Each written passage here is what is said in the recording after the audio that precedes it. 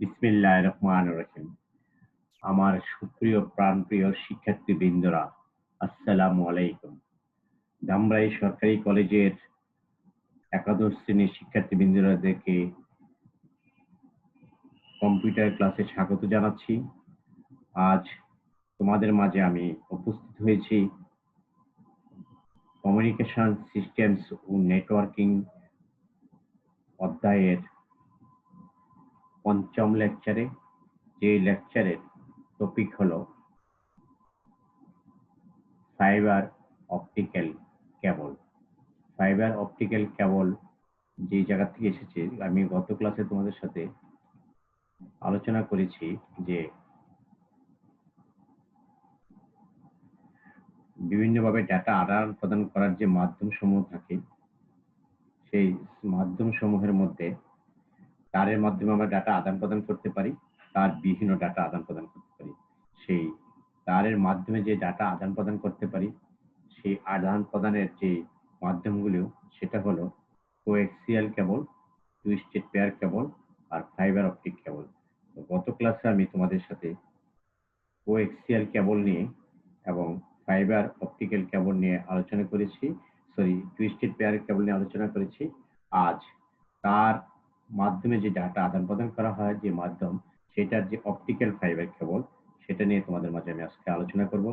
সেই আলোচনার আগে তোমাদেরকে আবার মনোযোগ সহকারে অনলাইন ক্লাসে সন্নিবেশিত হওয়ার জন্য আহ্বান জানাচ্ছি। কমিউনিকেশন সিস্টেম নেটওয়ার্কিং এর আজকে আমার পঞ্চম লেকচার। সেই পঞ্চম লেকচারে একটু আগে বলেছি যে আমি আজকে আলোচনা করব ফাইবার অপটিক্যাল কেবল। তো ফাইবার অপটিক্যাল কেবলটা বিশেষভাবে একটা পরিশুদ্ধ কাচের তৈরি অত্যন্ত সূক্ষ্ম তন্তু, যদিও বিশেষায়িত কাজের জন্য এটা প্লাস্টিক বা অন্য কিছু স্বচ্ছ মাধ্যমের তৈরি ফাইবার অপটিক্যাল কেবল পাওয়া যায়। ফাইবার অপটিক্যাল কেবলের যে প্রধান বৈশিষ্ট্য আছে, একটি ইনফ্রারেড আলোর একটি রেঞ্জের ভিতর দিয়ে 1300 থেকে 1500 nm পর্যন্ত স্বচ্ছ, এবং তাই শোষণের কারণে এর ভিতর দিয়ে সিগন্যাল দূরত্বে নেওয়া যায়। তো প্রথমে যদি আমরা বলি ফাইবার অপটিক কেবলের যে পরিচিতি, যা অপটিক্যাল ফাইবার কেবল হলো এক ধরনের আলো পরিবাহী তার, যা এক বা একাধিক অপটিক্যাল ফাইবার দিয়ে তৈরি করা থাকে। এই অপটিক্যাল ফাইবার বৈদ্যুতিক অন্তরক বা ডাই ইলেকট্রিক পদার্থ দিয়া এটা তৈরি করা থাকে।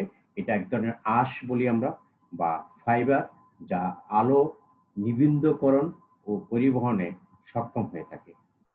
এই ফাইবার দেখতে মানুষের চুলের চেয়েও সরু হয়ে থাকে, এত চিকন সরু। অপটিক্যাল ফাইবারের বিদ্যুৎ অপরিবাহী হলো এটার আলো পরিবহনে অত্যন্ত দক্ষতা দেখায়। এই ক্ষেত্রে দেখা যাচ্ছে যে এটা আলোর গতি প্রায় 3 × 10⁸ ms। ফাইবার তৈরি করার জন্য যেটা বৈদ্যুতিক অন্তরক পদার্থ হিসাবে সিলিকা এবং মাল্টি কম্পোনেন্ট কাঁচ বহুতলভাবে ব্যবহার করা হয়ে থাকে। ভিন্ন প্রতিসরাঙ্কের এই ধরনের বৈদ্যুতিক যে অন্তরক থাকবে, সেই ক্ষেত্রে দেখা যাচ্ছে ডাইইলেকট্রিক পদার্থ দিয়ে এটা তৈরি করা হয়। ফাইবার অপটিক্যাল কেবলটা খুবই একটা গুরুত্বপূর্ণ। এরপর যেটা আসবে, ফাইবার অপটিক্যাল কেবলের গঠনটা কি। ফাইবার অপটিক্যাল কেবলে 3টা জিনিস থাকে। সেই 3টা জিনিসের মধ্যে একটা হলো কোর, একটা হলো ক্লডিং, আর একটা হলো জ্যাকেট। কোরটা হলো সবচেয়ে ভিতরে যেটা থাকে, ভিতরের ডাইইলেকট্রিক কোর, যেটার ব্যাস বলি আমরা 8 থেকে 100 মাইক্রন হয়ে থাকে। ক্লডিংটা কি? ক্লডিংটা হলো কোরকে আবদ্ধ করে, কোরকে ঢাকনা দিয়ে রাখে থাকা বাইরের ডাইইলেকট্রিক আবরণ ক্লডিং নামে পরিচিত।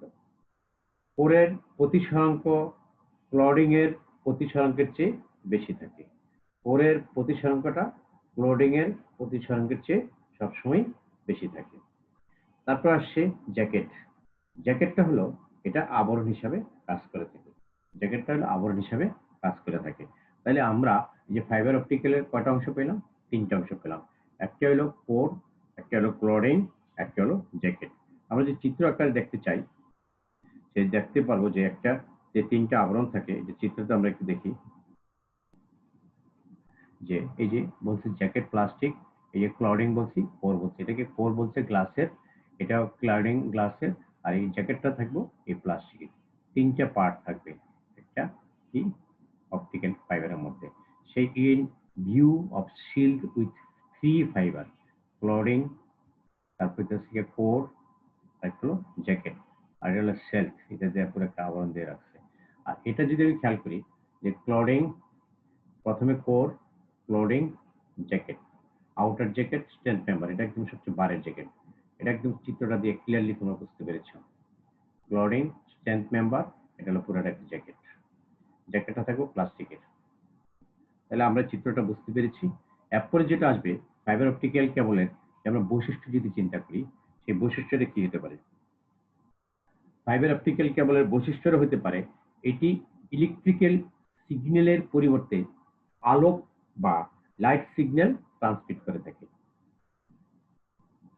এটা কি করব? ইলেকট্রিক সিগন্যালের পরিবর্তে আলোক বা লাইট সিগন্যাল ট্রান্সমিট করে। এতে আলোকের পূর্ণ আভ্যন্তরীণ প্রতিফলন পদ্ধতিতে ডেটা উৎস থেকে গন্তব্য পর্যন্ত গমন করে থাকে।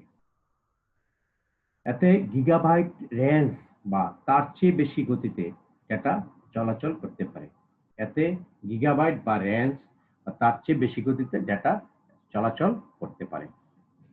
নেটওয়ার্কের ব্যাকবোন হিসেবে ফাইবার অপটিক্যাল কেবল মারাত্মকভাবে ব্যবহার করে থাকে। আর অপটিক্যাল ফাইবারের আরেকটা বৈশিষ্ট্য হলো যে এটা ইনফ্রারেড আলোর একটি রেঞ্জের যে বলছে সেটা 1300 থেকে 1500 nm পর্যন্ত স্বচ্ছ ও এটার যে সিগন্যালের দূরত্ব বয়ে নিতে পারে। এই ফাইবার অপটিক্যাল কেবলের যে আমরা এখন বৈশিষ্ট্য পেলাম, এরপর পড়তেছি ফাইবার অপটিক্যাল কেবলের গঠন উপাদান কি। ফাইবার অপটিক্যাল কেবলের গঠন উপাদানটা হলো, আমরা যদি বলি যে ফাইবার অপটিক্যাল কেবল তৈরির জন্য বৈদ্যুতিক অন্তরক পদার্থ হিসেবে সাধারণত সিলিকা ও মাল্টি কম্পোনেন্ট কাঁচগুলো বহুলভাবে ব্যবহার করা হয়ে থাকে। এসব অন্তরক পদার্থের গুণগত বৈশিষ্ট্যগুলির মধ্যে বিশেষভাবে যেটা উল্লেখযোগ্য দ্বারা বলা যাচ্ছে, এটা অতি স্বচ্ছতা হিসাবে কাজ করে, অতি স্বচ্ছ, একদম ক্লিয়ারলি দেখা যায়। তারপরে আসতেছে রাসায়নিক সুস্থিরতা বা নিষ্ক্রিয়তা। আরেকটা যেটা আসতেছে বিশেষভাবে উল্লেখযোগ্য বৈশিষ্ট্যের মধ্যে সহজে প্রক্রিয়াকরণের এদের যোগ্যতা আছে। সহজে প্রক্রিয়াকরণের এদের যোগ্যতা আছে। তাহলে এটা ক্লিয়ার হয়ে গেল। এরপরে দেখা যায় ফাইবার যখন তৈরি করব সেই জন্য সোডিয়াম বোরোসিলিকেট বা soda lime silicate, soda alumina silicate ইত্যাদি মাল্টি কম্পোনেন্ট কাজগুলো বেশি ব্যবহার করা হয়। তাহলে sodium borosilicate, soda lime silicate এবং সোডা অ্যালুমিনিয়াম সিলিকেটের ইত্যাদি মাল্টি কম্পোনেন্ট কাজগুলো সাধারণত বেশি ব্যবহার করা হয়। কখনো কখনো দেখা যাচ্ছে ফাইবারের ক্লডিং হিসেবে প্লাস্টিকও ব্যবহার করা হয়ে থাকে। বর্তমানে পূর্ণ প্লাস্টিক ফাইবারের ব্যবহারও পরিলক্ষিত হচ্ছে আমাদের দেশে। এক্ষেত্রে প্রধান বাধা হচ্ছে অতিরিক্ত ক্ষয় হয়ে যায়। সাধারণ কাজ ফাইবার তৈরির জন্য মোটেই উপযুক্ত হয় না, কারণ তখন দেখা যাচ্ছে যে এর মধ্যে দিয়ে আলোকরশ্মি কিছু দূর যেতে যেতেই কি হয়ে যায়, শেষ হয়ে যায়, নিঃশেষ হয়ে যায়, তখন আর আগাইতে পারে না। সেই ক্ষেত্রে সাধারণ কাজ দূর থেকে স্বচ্ছ যদি মনে হয়, সেই ক্ষেত্রে অপটিক্যাল কমিউনিকেশনের জন্য যতটা স্বচ্ছতা দরকার সেই স্বচ্ছতা যতটুকু পাওয়া যাচ্ছে না। তাহলে আমরা যে ফাইবারের যে কাছের যে বর্ণনাটা করলাম যে প্রধান বাধা হয়ে যায় অতিরিক্ত ক্ষয়। এখন যেটা আমি ফাইবার অপটিক্যাল কেবলের যে সুবিধাগুলি আমরা কি পাই, এই সুবিধাগুলি আমরা একটু যদি দেখি যে ফাইবার অপটিক্যাল ব্যবহারের অনেক রকম সুন্দর সুন্দর সুবিধা আছে। সেই সুবিধাগুলির মধ্যে দেখা যাচ্ছে বিভিন্ন ধরনের বৈদ্যুতিক সংকেত ব্যবহারের জন্য আমরা অপটিক্যাল অপটিক্যাল ফাইবার ক্রমেই জনপ্রিয় হয়ে উঠেছে। ডাটা কমিউনিকেশন নেটওয়ার্কে এই কেবল ব্যবহারের ফলে বিভিন্ন সুবিধা সমূহ পরিলক্ষিত হয়। সেই ক্ষেত্রে দেখা যাচ্ছে এইসব সুবিধার মধ্যে বেশিরভাগ উল্লেখযোগ্য হলো আলোর গতিতে ডেটা স্থানান্তরিত হয় এবং অপেক্ষাকৃত দ্রুত গতি সম্পন্ন হয়ে থাকে। আলোর গতিতে এটা ডাটা স্থানান্তরিত হয়ে যায় এবং অপেক্ষাকৃত দ্রুত গতি সম্পন্ন হয়ে যায়। উচ্চ মাত্রায় ব্যান্ডউইথ থাকে, যেটা আমরা আগে পড়েছি ডাটা প্রবাহের হার। এই ক্ষেত্রে দেখা যাচ্ছে আকারে ছোট এবং ওজন অত্যন্ত কম হয়। আকারে ছোট এবং ওজন অত্যন্ত কম হয়। এরপর দেখা যাচ্ছে শক্তি ক্ষয় করে কম, শক্তি ক্ষয় করে কম, বিদ্যুৎ চুম্বক প্রভাব হতে এটা মুক্ত থাকে অপটিক্যাল ফাইবারগুলো। আর সুবিধা হলো যে ডেটা সংস্করণে সংরক্ষণ যেটা করি আমরা ডেটাগুলো, সেই সংরক্ষণের নিরাপত্তা দেয় এবং এটা গোপনীয়তা হিসেবে রক্ষা করে। পরবর্তী যেটা সুবিধা হচ্ছে যে সঠিকভাবে ডেটা স্থানান্তরের যে বা চলাচলের ক্ষেত্রে পারিপার্শ্বিক অবস্থা কোনো বাধা প্রদান করতে সাধারণত পারে না। তাহলে আমরা সুবিধাগুলো অনেকগুলি পেয়েছি যে আলোর গতিতে ডেটা স্থানান্তরিত হয়, উচ্চ ব্যান্ডউইথের মাত্রা থাকে এবং শক্তি ক্ষয় করে কম। এইসব সুবিধাগুলি পাওয়ার পরে দেখা যাচ্ছে যে আবার কিছু অসুবিধা হয়। ফাইবার অপটিক্যালের কেবলের সুবিধার সাথে সাথে অসুবিধা, কিন্তু অসুবিধার মাত্রাটা কম। সেই অসুবিধাগুলো কি কি? দেখা যাচ্ছে যে ফাইবার অপটিক্যাল কেবলকে কখনো ইউ আকৃতি, যেটা আমরা বলি ইউ আকারের যেটা, সেটা বাঁকানো যায় না। কারণ যেখানে অধিক বাঁকানোর প্রয়োজন হয় না সেখানে অপটিক্যাল ফাইবার ব্যবহার করা সম্ভব। যেসব জায়গায় আমরা অধিকভাবে বাঁকাইতে দরকার হয় সেই সব ক্ষেত্রে আমরা এই অপটিক্যাল ফাইবারটা ব্যবহার করাটা খুবই কষ্টকর হয়ে যায়। এটি অত্যন্ত ব্যয়বহুল। অপটিক্যাল ফাইবার তারটা খুবই দাম, কারণ এটাতে যে কেমিক্যাল দরকার হয় কেমিক্যালগুলো অনেক দাম। সেই ক্ষেত্রে দেখা যাচ্ছে অপটিক্যাল ফাইবার স্থাপন ও রক্ষাবেক্ষণ করার জন্য এক্সপার্ট দক্ষ টেকনিশিয়ান বা কারিগরি লোকজনের, জ্ঞান সম্পন্ন লোকজনের দরকার পড়ে। এই কিছু টুকটাক অসুবিধা ফাইবার অপটিক্যাল কেবলের মধ্যে আছে। ফাইবার অপটিক্যাল কেবলের যদি আমরা একটু প্রকারভেদ দেখতে চাই তাহলে কি দেখতে পারি? সেই প্রকারভেদ যদি দেখতে চাই সেটা হলো যে ফাইবার অপটিক গাঠনিক উপাদানের উপর প্রতিসরণের উপর ভিত্তি করে ফাইবারকে আমরা তিনটা ভাগে ভাগ করতে পারি। সেটা হলো step index fibre, graded index fibre, তারপর হলো মনোমোড ফাইবার। তাহলে step index fibre, graded index fibre আর মনোমেড ফাইবার। স্টেপ ইন্ডেক্স ফাইবারের কোরের যে প্রতিসরাঙ্কের যে সর্বত্রগুলো সমান থাকে, আর গ্রেডেড ইন্ডেক্স ফাইবারের কোরের প্রতিসরাঙ্ক কেন্দ্রের মধ্যে যেটা থাকবে সেইটা সবচেয়ে বেশি থাকবে এবং ইহার ব্যাসার্ধ সবসময় দেখা যাচ্ছে আস্তে আস্তে কমতে থাকে। কোরের যে প্রতিসরাঙ্কের যে ভিন্নতার জন্য এই দুই ধরনের ফাইবারের আলোক রশ্মির গতিপথ সাধারণত ভিন্ন হয়ে থাকে এবং গ্রেডেড ইন্ডেক্স ফাইবারের তুলনায় স্টেপ ইন্ডেক্স ব্যবহার, চিন্তা করো যে গ্রেডেড ফাইবারের তুলনায়, এই যে গ্রেডেড ফাইবারের তুলনায় স্টেপ ইন্ডেক্স ফাইবারের কোরের সবচেয়ে সবসময় ব্যাসার্ধটা বেশি থাকে। তাইলে আমরা ফাইবার গাঠনিক উপাদানের প্রতিসরাঙ্কের উপর তিনটা ভাগে ভাগ করতে পারি। সেটি হলো step index fibre, graded index fibre ও মনোমেড ফাইবার। তাহলে আমরা ফাইবারের প্রকারভেদ পড়তে পারলাম। এখন আমি কয়েকটা চিত্র তোমাদেরকে দেখাচ্ছি কয়েকটা স্লাইডে। চিত্রগুলো একটু দেখলে খেয়াল করবা তোমরা। এই যে গ্রেডেড ইন্ডেক্স ফাইবারটা যেটা আমি বললাম এখন, এই যে কোর ক্লোডিং ফাইবার এক্সিস, তারপরে আসছে যে তোমার এই যে আরেকটু দেখাচ্ছে যে আউটসাইড এয়ার ক্লোডিং আউটসাইড, এই যে গ্রেডেড ইন্ডেক্স ফাইবারটা যেটা বললাম। তারপরে আসছে যে এই যে তরঙ্গ দৈর্ঘ্যের যে ব্যাপারটা, বিদ্যুৎ চুম্বকীয় তরঙ্গের স্পেকট্রাম, যেটা তরঙ্গ মিটারের দৈর্ঘ্যটা এটা প্রকাশ করছে, আর প্রতি সেকেন্ডে যে কম্পনটা হয় সেই কম্পনটা এটা ব্যবহার করছে। এর মাধ্যমে এই তথ্যগুলি আমরা ব্যবহার করতে পারি। এটা হলো বিদ্যুৎ চুম্বকীয় তরঙ্গের স্পেকট্রাম। এটা আমি তোমাদেরকে লেজার যেটা একটু আগে পরে তোমাদেরকে বলতেছি। তারপরে আসছে যে এই যে মাল্টিমোড ফাইবার আর সিঙ্গেল মোড ফাইবারটা বর্ণনাটা আমি তোমাদেরকে দেখাচ্ছি। Single mode fibre, multimode fibre আর সিঙ্গেল মোড ফাইবারের অপটিক্যাল ফাইবারের ব্যাসটা যখন 150 মাইক্রনের মতো হয় এবং ফাইবারের কোরের ব্যাসটা যখন 8 থেকে শুরু হয়ে 100 মাইক্রন পর্যন্ত হতে পারে, সেই ক্ষেত্রে এটা কোরের ব্যাসটা হয়ে থাকে। মাল্টিমোড এবং সিঙ্গেল মোড ফাইবারের যে চিত্র এটা তোমাদেরকে দেখাচ্ছে, কোর ফ্ল্যাট প্রতিসরণ আকারে বের হয়ে যাচ্ছে। এই চিত্রটা তোমাদের ক্লিয়ার হতে পারছে। এরপরে যেটা সিঙ্গেল মোড ও মাল্টি মোডের যে ফাংশনটা বলছে যে অপটিক্যাল ফাইবারের ব্যাস যখন 150 মাইক্রনের মতো হয়, ফাইবারের তখন কোরের ব্যাস 8 থেকে শুরু হয়ে 100 মাইক্রন পর্যন্ত হতে পারে, যেটা আমি একটু আগে চিত্রটা দেখালাম। কোরের ব্যাস যখন 8 থেকে 12 মাইক্রন হয় তখন সেটিকে সিঙ্গেল মোড আমরা ফাইবার হিসাবে ধরে নিতে পারি। তখন শুধু একটি মোড ফাইবারের কেন্দ্র দিয়ে যেতে পারবে। দূরপাল্লার হাই স্পিড মিশনে সবসময় সিঙ্গেল মোড ফাইবার ব্যবহার করা উত্তম হয়ে যায়। কোরের ব্যাস যতই কম হবে এই ফাইবারের তুলনায় প্রযুক্তি তুলনামূলকভাবে ব্যাসার্ধ হয়ে যাবে।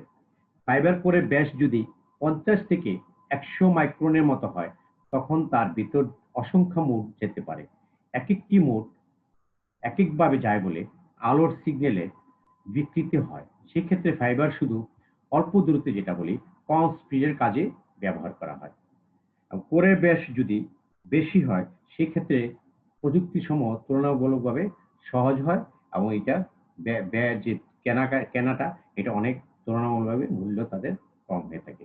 এরপরে যেটা আমরা বলতেছি যে লেজারটা কি, একটু আগে চিত্রটা দেখাইলাম, বিদ্যুৎ চুম্বকীয় তরঙ্গের যে স্পেকট্রাম, সেই লেজারটা হলো ফাইবার অপটিক কমিউনিকেশন সত্যিকার অর্থে কাজ করার জন্য 1300 nm থেকে 1500 nm লেজার উদ্ভাবনের জন্য অপেক্ষা করতে হয়েছিল। এটা একটু আগে আমি বলেছি। এলইডি যে আমরা ইউজ করতেছি এখন, আলো এলইডি লাইট, তরঙ্গ দৈর্ঘ্য সুনির্দিষ্ট যদি না হয়, ফাইবারের ভিতর দিয়ে যাওয়ার সময় বিচ্ছুরণের যে কারণ, সেই ক্ষেত্রে সিগন্যালের বিচ্যুতি ঘটতে পারে। সেজন্য একটি দীর্ঘ দূরত্বে এটা ব্যবহার করতে আমরা পারি না। লেজারের যে তরঙ্গটা দৈর্ঘ্য সুনির্দিষ্ট হলে এটি দূরপাল্লার কমিউনিকেশনে সাধারণত ব্যবহার করা যায়। যদিও 1300 nm এবং 1500 nm এই দুই তরঙ্গ দৈর্ঘ্যে ফাইবার অপটিক কমিউনিকেশন করা সম্ভব, কিন্তু 1500 nm তরঙ্গ দৈর্ঘ্যের জন্য ফাইবার এমপ্লিফায়ার উদ্ভাবনের যে কারণ, সেই কারণগুলোর জন্য দূরপাল্লার কমিউনিকেশনে বর্তমানে প্রায় একচেটিয়াভাবে 1500 nm সেই তরঙ্গ দৈর্ঘ্যের প্রযুক্তি ব্যবহার করতে পারি। তাহলে আমরা লেজার সম্পর্কে একটা ধারণা হয়ে গেল, single mode multi mode fibre সম্পর্কে ধারণা হয়ে গেল। এগুলো হলো যে আমরা যখন কেবল তৈরির সময় বেশ কয়েকটি ফাইবারকে একত্রিত করে পলিমারের কারণে ডেকে নেওয়া হয়। এই ফাইবারটা যখন বাঁকা হয়ে যায়, সেখানে লস হতে পারে, কেবলের ভিতরে একটি সরু ধাতব রড ঢুকে রাখা হয়। এই যে একটু আগে বলেছিলাম যে এই যে সিঙ্গেল মোডের যে চিত্রটা বলেছিলাম, এই যে সিঙ্গেল মোডের যে প্রতিসংখ্যের যে চিত্রটা, আর লেজারের যে চিত্রটা বলছিলাম, সেটা হলো এই যে এটা। লেজারের চিত্রটা বলেছিলাম যে বিদ্যুৎ চৌম্বকীয় তরঙ্গের যে স্পেকট্রামটা, সেটা 1300 nm থেকে 1500 nm হয়ে থাকে। এই আলোচনাগুলি বলার পরে এইটুকু বলতে পারবো যে এই আমরা যে সিঙ্গেল মোড, মাল্টি মোড এবং যে অপটিক্যাল ফাইবারের যে বিশ্লেষণ করেছি, এর 3টা স্তর থাকে। সেই স্তরগুলো আশা করি তোমরা একদম ক্লিয়ার হতে পেরেছ। আর যে তারের মাধ্যমে যে আমরা কমিউনিকেশনটা রক্ষা করি, সেই যোগাযোগগুলি যে আমরা বলেছিলাম যে এই কোয়েক্সিয়াল কেবল, টুইস্টেড পেয়ার কেবল, এবং লাস্ট আজকে যে আলোচনা করেছি সেটা হলো যে অপটিক্যাল ফাইবার কেবল। সেই আলোচনাগুলির পরে আর আমাদের কোনো এই তারের মাধ্যমে যে ডাটা আদান প্রদান করতে পারি, এটি আর রইল না। নেক্সট ক্লাসে যেটা আমরা বলবো, এটা যে তারবিহীন মাধ্যমে যে আমরা কিভাবে ডাটা আদান প্রদান করতে পারি, সেইগুলো মধ্যে যে মাধ্যমগুলো হলো রেডিও ওয়েভ, তারপর হলো মাইক্রোওয়েভ। মাইক্রোওয়েভের পর যে দুই মাধ্যমে আমরা করতে পারি। মাইক্রোওয়েভটা আবার আছে দুই রকমের, একটা হলো টেরেস্ট্রিয়াল আর একটা হলো স্যাটেলাইট। তো সেই পর্যন্ত তোমরা ভালো থাকো, সুস্থ থাকো, এই আশাবাদ ব্যক্ত করে আমি আজকে ক্লাস শেষ করছি। তোমরা ঘরে থাকবে, সরকারি স্বাস্থ্যবিধি মেনে চলবে। আল্লাহ হাফেজ।